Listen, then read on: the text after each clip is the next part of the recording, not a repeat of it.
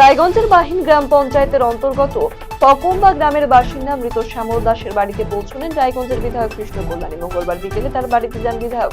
শ্যামলবাবুর স্ত্রী এবং পরিবারের বাকি সদস্যদের সাথে তিনি কথা বলেন। পরিবারটিকে কিছু আর্থিক সাহায্য প্রদান করেন বিধায়ক।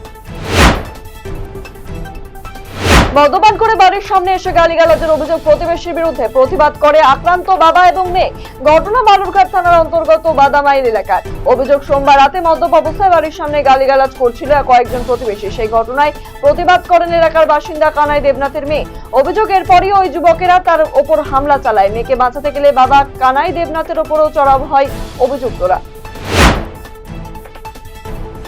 স্কুলের বাথরুমে টেনে নিয়ে গিয়ে এক নাবালিকাকে যৌন হেনস্থার অভিযোগ। ঘটনায় তীব্র চাঞ্চল্য কালিয়াগঞ্জে।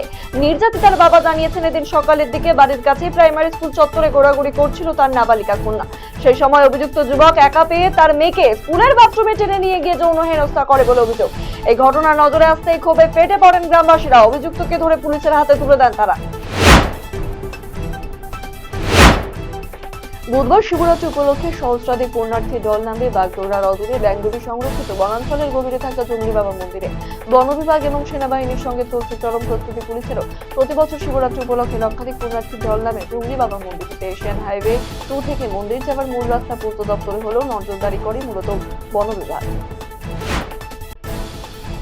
জলপাইগুড়ি সিম কার্ড কাণ্ডে আরো দুজনকে গ্রেপ্তার করল পুলিশ। ফলে এই মামলায় গ্রেপ্তারের সংখ্যা বেড়ে দাঁড়ালো 5। কেবল তাই নয়, জলপাইগুড়ি সিম কার্ডে জালিয়াতির ঘটনায় দিল্লিতে নয়, মহারাষ্ট্র, উত্তরপ্রদেশে এই ঘটনার খোঁজ পাওয়া গিয়েছে।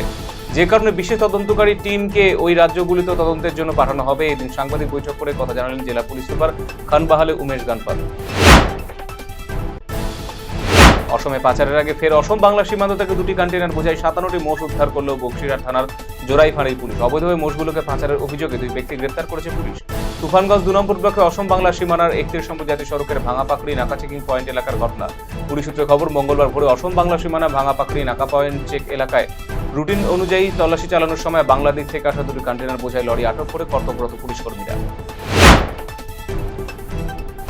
একাধিক দাবিতে মঙ্গলবার তুফানগঞ্জ 2 নম্বর ব্লকের শালবাড়ি প্রাথমিক স্বাস্থ্য কেন্দ্রে অন্তর্বিভাগ চালু সহ পর্যাপ্ত পরিমাণ ডাক্তার নার্স নিয়োগ সহ একাধিক দাবিতে স্বাস্থ্য কেন্দ্রের সামনে বিক্ষোভ অবস্থানের পাশাপাশি বিএমওইচের কাছে ডেপুটেশন জমা দিলেন ডিওয়াইএফআই বক্সিরহাট লোকাল কমিটির সদস্যরা। প্রায় 10 মাস পর কোচবিহার পঞ্চানন বর্মা বিশ্ববিদ্যালয়ের রেজিস্ট্রারের চেয়ারে বসলেন আব্দুল কাদের সাফেরি।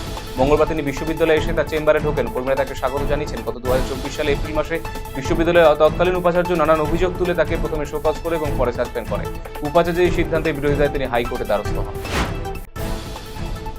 4 নাবালিকা ছাত্রী এবং 1 নাবালক ছাত্র রাজগ্রাম হাই স্কুলে যাওয়ার পথে ফাঁকা রাস্তায় কিছু দুষ্কৃতীদের খপ্পরে পড়ে মঙ্গলবার।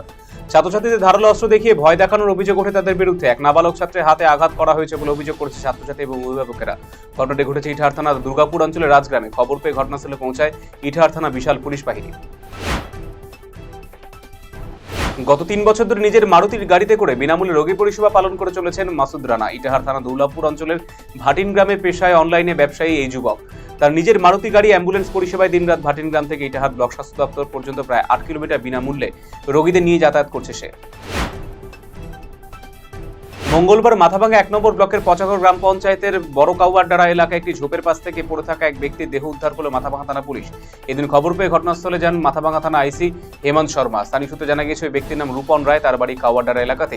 এদিন স্থানীয় বাসিন্দারা জমিতে কাজ করতে গিয়ে দেখতে পান একটি দেহ পড়ে রয়েছে। এরপর খবর দেওয়া হয় পুলিশকে। পুলিশ গিয়ে দেহটি উদ্ধার করে। ভয়াবহ অগ্নিকাণ্ডের ঘটনায় রীতিমতো চাঞ্চল্য ছড়ালো মালদার মানিকচক ব্লকের গোপালপুর অঞ্চলে উত্তর হুকুমতটোলা গ্রামে। স্থানীয় সূত্রে জানা গেছে, মঙ্গলবার সন্ধ্যায় অগ্নিকাণ্ডের ঘটনাটি ঘটেছে, যেখানে বেশ কয়েকটি বাড়ি পুড়ে ভস্মীভূত হয়েছে বলে জানা গিয়েছে। ঘটনায় বেশ কয়েকজন আহত হয়েছেন। আহতরা চিকিৎসাধীন হাসপাতালে। এই অবস্থায় অগ্নিকাণ্ডের ঘটনায় স্থানীয়রা আগুন নেভানোর কাজে এগিয়ে আসেন। ঘটনার খবর পেয়ে মানিকচক থানা পুলিশ প্রশাসন এবং ব্লক প্রশাসন পৌঁছে যায় ঘটনাস্থলে। রতুয়া 2 নম্বর ব্লক প্রশাসনের তরফে অবসরপ্রাপ্ত সরকারি কর্মচারীদের সংবর্ধনা জ্ঞাপন করা হলো মঙ্গলবার। দীর্ঘদিন ধরে বিভিন্ন সরকারি দপ্তরের সঙ্গে যুক্ত ছিলেন যে সমস্ত সরকারি কর্মচারীরা তারা অবসর গ্রহণ করেছেন। এই সমস্ত অবসরপ্রাপ্ত সরকারি কর্মচারীদের সংবর্ধনা দেওয়া হলো। এদিন বিভিন্ন উপহার সামগ্রী, মানপত্র তুলে দেওয়া হয়েছে প্রশাসনের তরফে। এদিনে কর্মসূচিতে উপস্থিত ছিলেন বিডিও শেখর শেরপা সহ অন্যান্য প্রশাসনিক আধিকারিকেরা। মালবাজারে আচমকা এলেন আইএসএফ বিধায়ক নওশাদ সিদ্দিকী। এদিন মালবাজার শহরে এসে তিনি একটি বেসরকারি লজে ওঠেন। সেখানে তার সঙ্গে দেখা করেন ডুয়ার্সে আদিবাসী নেতা রাজেশ লাকড়া, চন্দন লোহারা সহ অন্যান্য বিশিষ্ট ব্যক্তিবর্গ। ডুয়ার্সে চা বাগান এলাকার শ্রমিকদের জীবনযাত্রা, বর্তমান সরকারের নীতি সহ অন্যান্য বিষয় নিয়ে দীর্ঘক্ষণ আলোচনা হয় তাদের মধ্যে।